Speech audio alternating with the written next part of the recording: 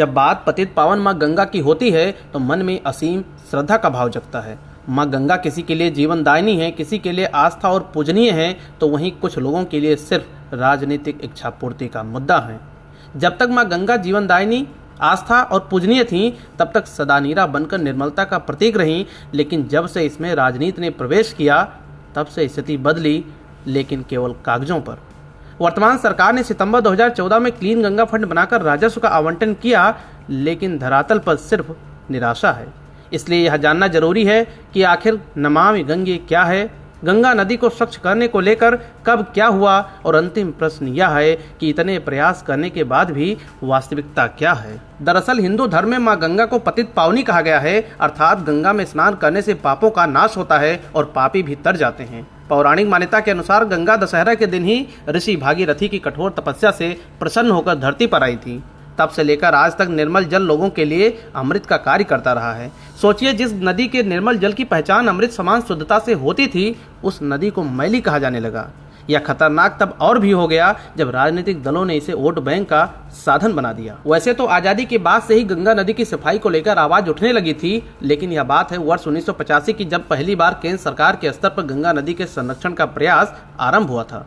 दरअसल तत्कालीन प्रधानमंत्री राजीव गांधी के समय में गंगा एक्शन प्लान 14 जनवरी 1986 को लाया गया था, ताकि गंगा नदी की गुणवत्ता में सुधार किया जा सके।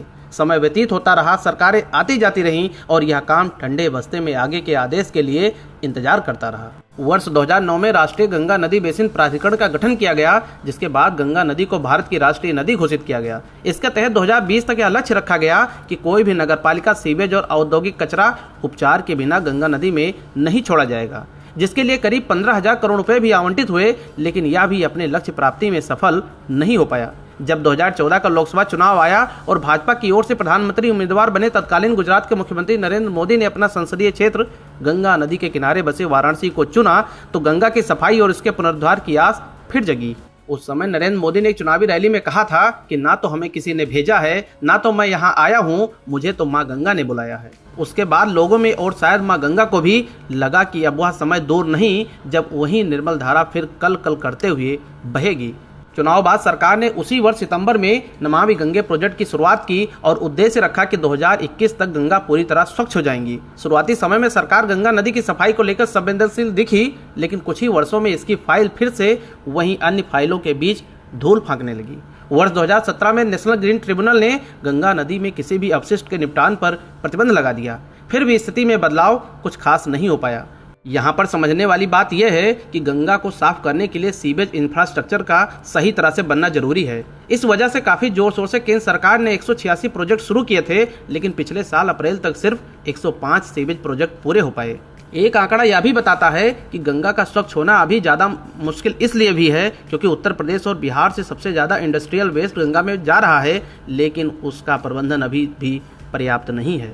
सीएम योगी आदित्यनाथ ने 2025 के कुंभ से पहले गंगा को स्वच्छ करने का लक्ष्य रखा है, लेकिन जिस तरह से कार्य चल रहा है उससे तो लक्ष्य पूरा होना भी मुश्किल है। हैरानी की बात तो यह है कि प्रधानमंत्री नरेंद्र मोदी के संसदीय क्षेत्र वाराणसी में भी मां गंगा की स्थिति कुछ ठीक नहीं है। पिछले साल सितंबर में नेशनल ग्रीन ट्रिब्यूनल की एक रिपोर्ट सामने आई थी। उस रिपोर्ट में बताया गया कि प्रदेश में 31 जगहों से गंगा का सैंपल लिया गया था, जिसमें वाराणसी, गाजीपुर, सोनभद्र, प्रयागराज और बिजनौर शामिल थे। रिपोर्ट बताती है कि ज्यादातर जगहों पर गंगा की वाटर क्वालिटी सी और डी श्रेणी में रही, यानी कि गंगा नदी का पानी नहाने लायक नहीं था। बिहार के दीघा और कंकड़बाग में पिछले 2 साल से सीवेज प्लांट लगाने की बात हो रही है, लेकिन अभी तक जमीन अधिग्रहण ही नहीं हो पाया है। यदि नमामि गंगे को सफल बनाना है तो समय रहते सीवेज ट्रीटमेंट प्लांट का बनना जरूरी है, क्योंकि इस परियोजना की सफलता 80% तक इसी पर निर्भर करती है। अब जब 2024 के लोकसभा चुनाव में नमामि गंगे कोई मुद्दा ही नहीं है, न केंद्र सरकार इसे अपनी उपलब्धि के तौर पर दिखा रही है और न विपक्ष केंद्र सरकार को घेरने का काम कर रहा है, ये उदासीनता ही बताने के लिए काफी है कि नमामि गंगे प्रोजेक्ट उस कामयाबी तक नहीं पहुंच पाया जिसकी उम्मीद 10 साल पहले प्रधानमंत्री मोदी ने किया था। अब यह जनता को तय करना है कि वह सरकार से जवाब मांगती है या नहीं। प्रिय व्यूअर्स, आप सरकार के नमामि गंगे प्रोजेक्ट से कितना संतुष्ट हैं, कमेंट करके जरूर बताएं। नमस्कार।